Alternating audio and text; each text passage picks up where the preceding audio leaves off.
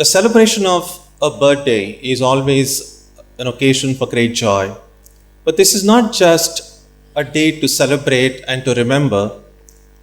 There is a reason why we celebrate this day on a tithi, according to the lunar calendar. Because the tithi of a great soul's birth is very special. The day is special. And remembering Swamiji on this day is somehow more powerful, more memorable than on other days. It's a day when we not only honor Swamiji, but reflect on his life and teachings. The story of Swamiji's life is well known in our country, and his teachings too are available in many languages of the world. To understand Swamiji, we normally turn to his books in order to read his inspiring lectures and writings. But the teachings of great ones are only an expression of their own life, both inner and outer. Their lives, therefore, are best commentaries on their own teachings. If there's anything we are not able to understand in Swamiji's teachings, all that we need to do is to look at his life, and almost always we will find the explanation there. So reflecting on Swamiji's life is as much important as reading his lectures, and especially his early life. Swamiji, when he was a child, when he was a youth, there is a saying in the Marathi language, Balatse pai palnyat distat, which literally translated means the feet of a child are seen in the cradle. In other words, what we are going to be later on in life, oftentimes the seeds of our adult life can be found in the kind of traits, the characteristics that are seen in our younger age. Things actually don't look that remarkable when they are happening. It's only when we look back that their significance is revealed. And what significance we see depends on our interpretation, and the value on the interpretation depends on the clarity of our mind. The factual details of Swamiji's life are known to everyone, especially those who have read his life carefully. We know, for instance, that Swamiji was born on January 12th, the sacred day of Makar Sankranti, on a Monday, a few minutes before sunrise. We know also that he was born as a result of worship offered at the Vireshwar Shiva temple in Benares, and therefore he was named Vireshwar, also called Bile, when he was very young, and later came to be known as Narendranath, again literally translated, meaning leader of people. An appropriate name, as we can see in retrospect, since he indeed became a true leader in the best sense of the term. Looking at his life, we see that he was not the first monk in his family. His grandfather, Durga Prasad, we read in his life, became a monk, and maybe something of those monastic traits ran through the family and were inherited by Narendranath. We also see that oftentimes we imbibe the characteristics of our parents, and we can see that in our own lives as well. In some form, often very subtle, sometimes not so subtle, the things that we do, the way we think, the way we relate with other people, the way we work, oftentimes we might be able to find seeds of that in what we have seen our father or mother doing it. And it wasn't very different in the case of Narendranath as well. His father, Vishwanath Datta, was proficient in learning, interested in music, and generous to a fault. All three of these characteristics we find in his son. It was said of Vishwanath Datta, extending charity to the poor and the distressed was like a disease with him. Vishwanath Datta used to say, "There is no need to worry about my sons. They will themselves make their own living. But these poor people have not the strength. That is why it is necessary to help them. Again, we see the kind of thinking his father had descended down into Narendranath later on. When as a young boy, Narendranath criticized his father for his extravagant charity to the undeserving, his father told him, "How can you understand the great misery of human life? When you realize it, you will sympathize with the poor creatures who try to forget their sorrow in the momentary oblivion obtained through intoxicants." This reminds us again, later on in life, his great compassion and love for the poor, the defeated, the weak. His well-known words, quoted by Swami Nityamuktanandaji earlier, I think would bear repeating again.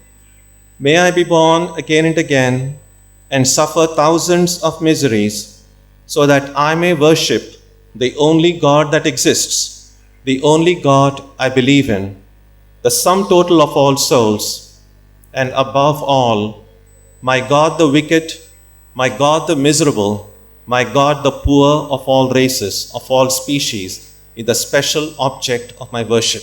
Now this is quoted very often, and we kind of understand why Swamiji would say, "My God the poor and the suffering." What I also find fascinating here, that he's not just referring to the poor and the suffering, also "my God the wicked." In another one letter to Swami Akhandananda, Swamiji says, "Murkha devo bhava, daridra devo bhava."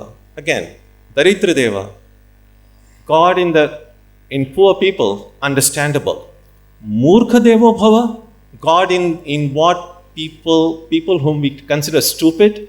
Now that's something really worth thinking about, because while we have compassion for poor people, suffering people, often those who are stupid, those who become objects of ridicule, or those who are, as Swamiji says here, the wicked, become objects of hatred or anger. What Swamiji is saying is very, very fascinating, that it's not just the poor and the miserable that we should see God into, but even those who are murkha, who are stupid, or those who are wicked. In other words, it's somewhat easy to see God in the poor and the suffering. Our compassion makes us to do so. It's not so easy to try to see God in those whom we consider as fools or those whom we consider as wicked. And what Swamiji seems to be suggesting is, if we can truly make an effort to see God in even those who are objects of ridicule, who are objects of hatred, we might be able to find some constructive ways of dealing with these members who are very much a part of every society. One other teaching that Swamiji learned from his father was about good manners, and he said his father taught him, never show surprise. This is another one great teaching, and we see in Swamiji's life. In his wandering days, he lived with the poor in the huts of the poor, and he lived with the kings in the palaces. He has seen just extremes of human existence. He could always maintain that calmness, that compassion, that just remaining grounded no matter what the situation of life he was facing. So never show surprise, I think, is a very, very practical and also very deep advice which Swamiji imbibed from his father. About his mother, we read in his life, his mother was deeply religious, good memory. She taught Narendra the stories from Ramayana and Mahabharata. We see that again in Swamiji's writings and lectures. He often quotes from the Ramayana and Mahabharata, the great characters that inspired him, many of which for the first time in his life as a child he had learned from his mother. And again, some of these things are well known to all the readers of Swamiji's life. His mother was, Swami Narendra was so naughty that his mother used to say, I prayed to Shiva for a son and he sent me one of his demons. And then she later found an easy way to quiet the son. She would pour cold water on his head and calm him down. Shiva won't take you back if you don't behave. And that would somehow calm down the little boy. And Swamiji said later on that the thought that was constantly on his mind was, not this time again.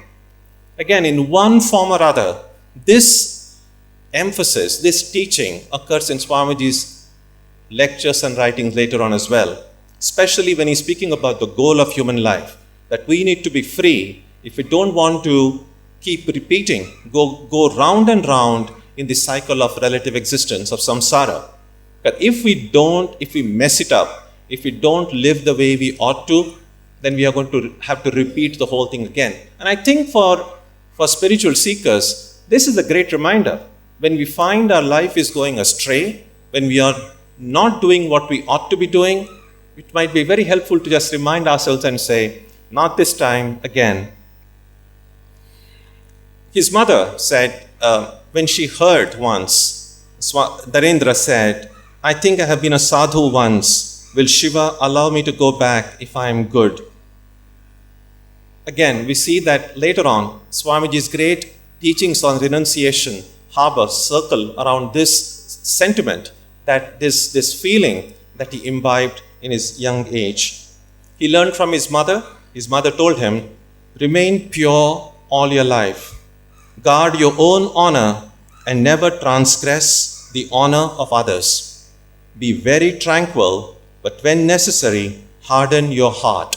Again, all of these things, the teachings that he got from his mother, we find had become a part of Swamiji's character. And no wonder then, Swamiji later on declared, I am indebted to my mother for the flowering of my knowledge. In Swamiji's childhood again, we see him, we read in his life, playing at meditation. Now, children play. What kind of things we play with often determine, not always, but often determine what kind of things we like. And these often then show itself in the kind of career choices we make when we grow up. And we see that in Swamiji's life, he would emerge in meditation, even when he was so apparently playing at meditation. Once we read that there was a snake in the room, his friends ran away and called out to him, but Narendra remained motionless, unaware of the external world.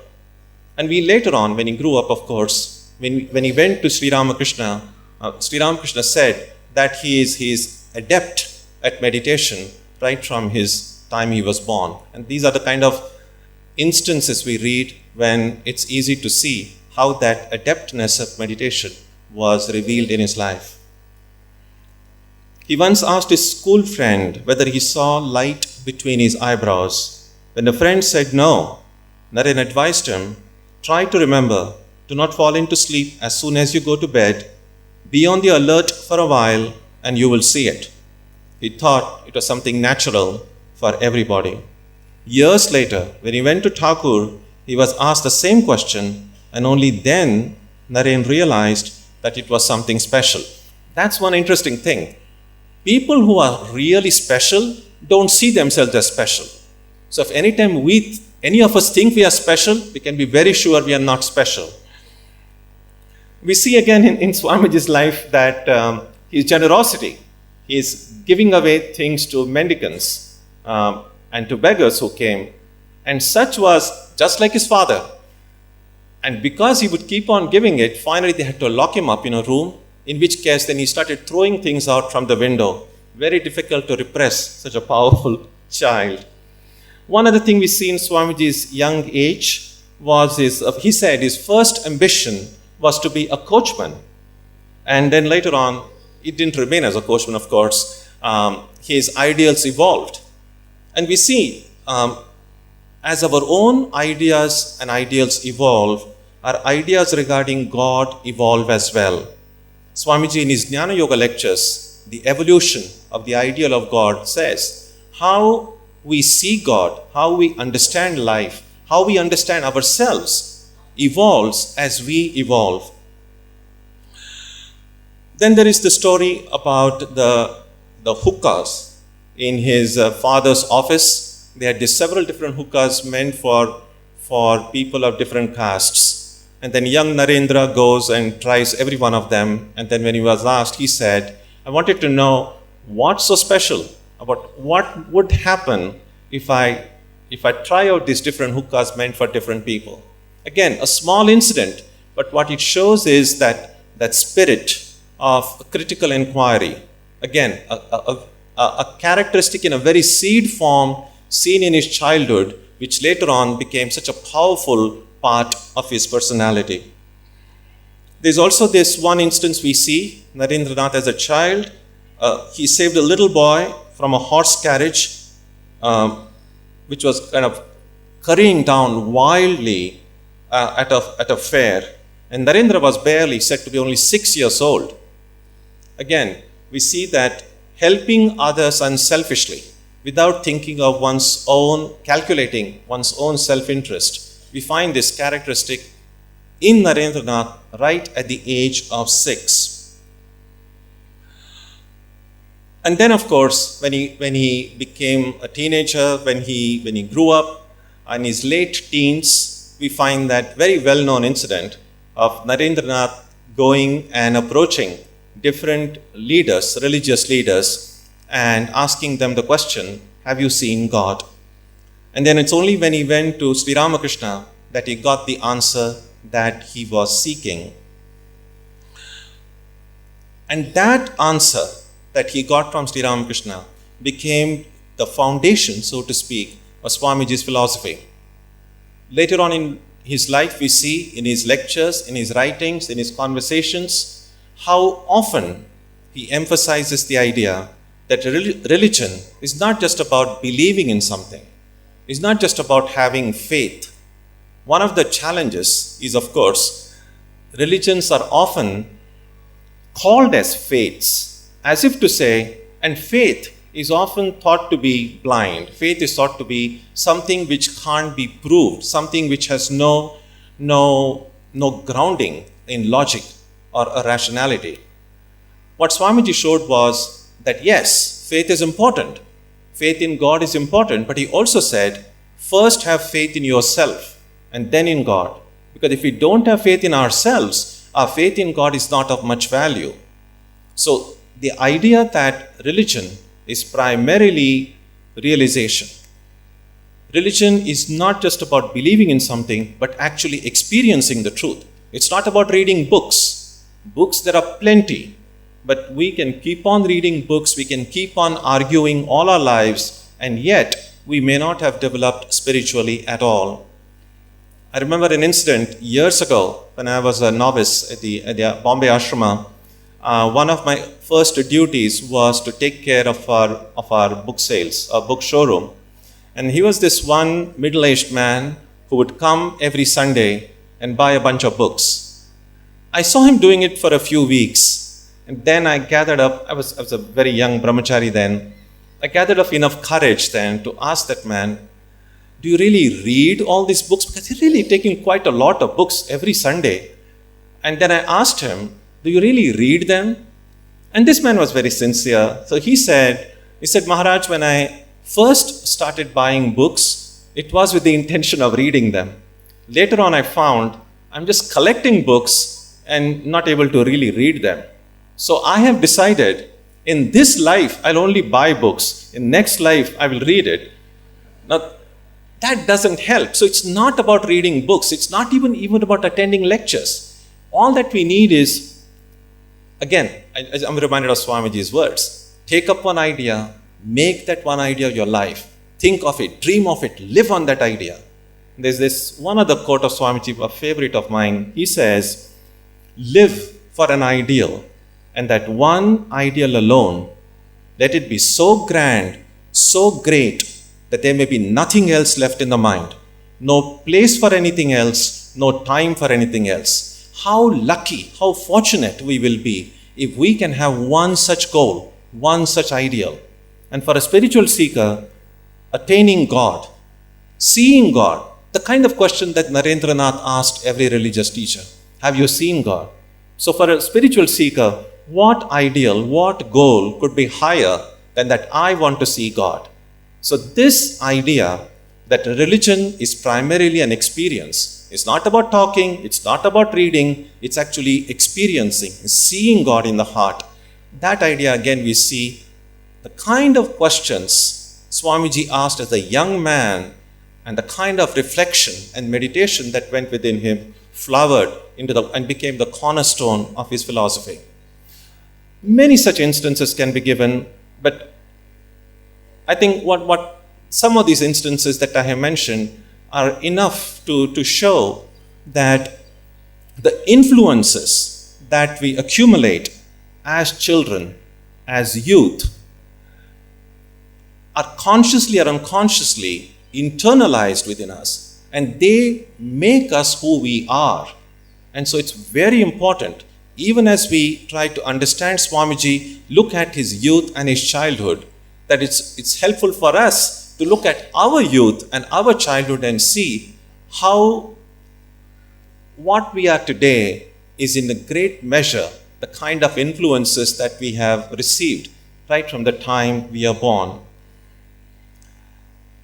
We are often asked about the relevance of Swami Vivekananda, of Swamiji. Clearly, he wasn't born yesterday. He had Mahasamadhi in 1902. That's more than 100 years ago. So how relevant can a person be who is now separated from us by more than a century? Within this last century, society has changed a lot. And some of Swamiji's teachings related, for instance, to the British rule in India and to the technology of his own times have a historical value, but may no longer be relevant as far as the facts go.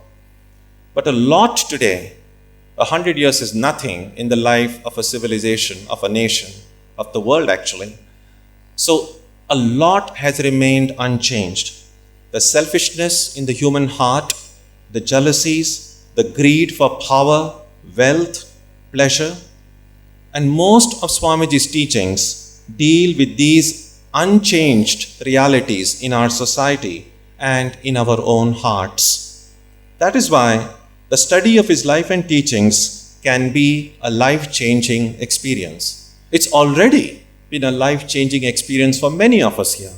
Many of the monks of the Ramakrishna order have begun their life being inspired by Swamiji's books. Many of the devotees who first came and took religious life, spiritual life seriously, for many of them, it was Swamiji's life, Swamiji's personality that was inspiring. So in some way, to a lesser or greater degree, his life and teachings have already been a life-changing experience for many of us. And if you can hold on to it, not let go, we will find it will keep on changing our life for the better. And our hearts have been touched by Swamiji, and for many of us, they have been changed forever. All we need to do now is to remain immersed in his great life, in his great words, and most of all, in his great love and grace.